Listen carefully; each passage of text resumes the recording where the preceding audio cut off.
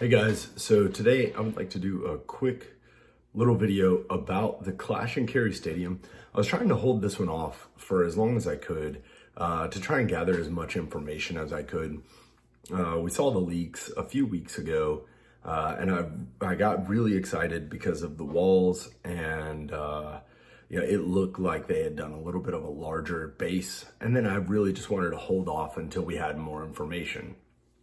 Unfortunately, at this point, I don't think I can really hold off any longer. Everybody's seen it, and now I think it's time to share my 2 cents about the Clash and Carry stadium that has been leaked.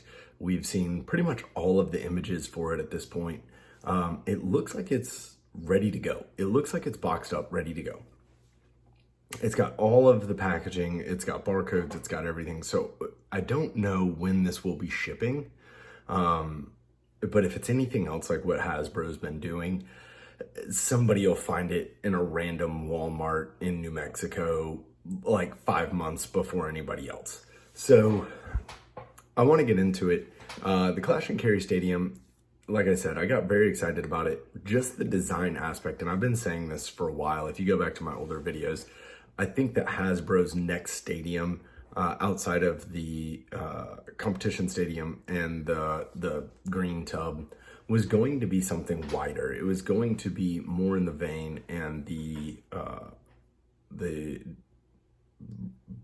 width of the Takara Tomy Stadium, because that is universally the stadium that people are using at tournaments. GameStop, I know, used the Hasbro Battle Stadium, but not a lot of people use that stadium.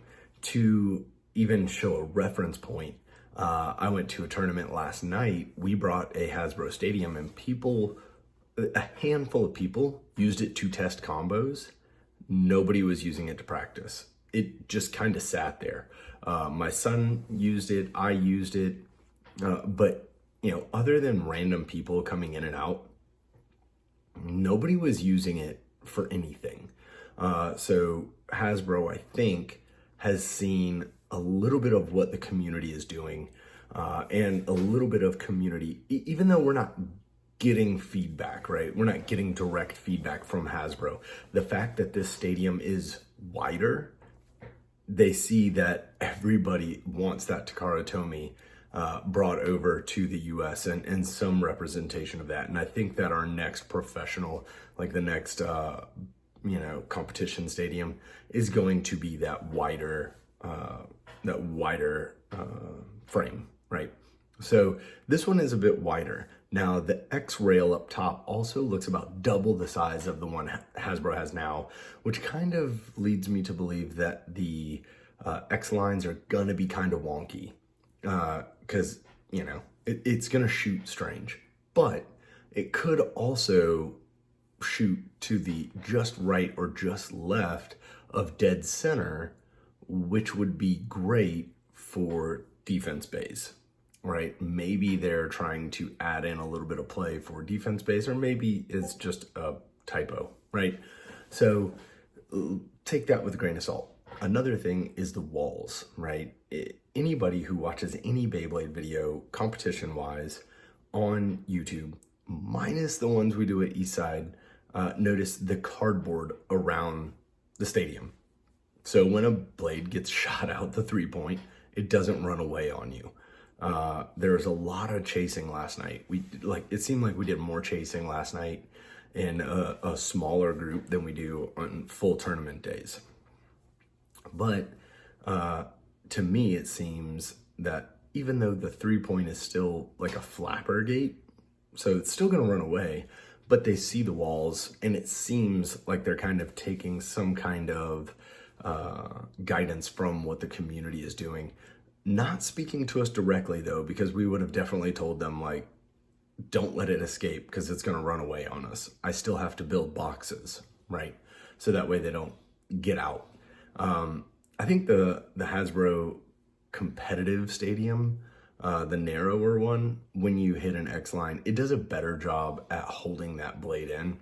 The Takara Tomy is just pretty much an open shoot, and let it go where it will. So I think the Clash and Carry Stadium is going to be very cool for a multitude of reasons. One, it is wider. I don't like that seam down the middle. I'm probably going to fix mine to where it never goes back into a suitcase and kind of like, mold that seam to where blades won't hit it and create a weird jump. It just, I don't see it playing well with that seam. I can apply stickers to the side. I can put my sponsors on it. I can attach the GoPro to the side of the stadium, which is going to be very, very clutch for future, content, for future tournaments. I think that it's going to be very, very good to be able to attach the camera to the top or to the side of the actual stadium. So that's going to be great. Honestly, I think the retail comes in at like 27, just under $30, and that is a competitive price point. I would pick up two if that's true. One for my son to play around with and one for myself to carry and to shoot videos with. So just take all of this with a grain of salt. This is all hearsay. We've seen the product, we know it's coming, but the price point and how it actually plays, nobody knows. We haven't seen that yet. So I am excited about the Clash and Carry. I'm definitely going to pick up one or two, but let me know in the comments down below what you guys think of the Clash and Carry Stadium and where you see that going in the future. Do you think that the next competitive stadium is going to be wider? Do you think that this is a testing ground, or do you think it's just a replacement for that crappy bucket they have? Let me know what you think down in the comments down below. And hey, if you guys have made it to the end of this video, I hope you have an absolutely phenomenal day. And if you're getting to the tournaments tonight, get after it.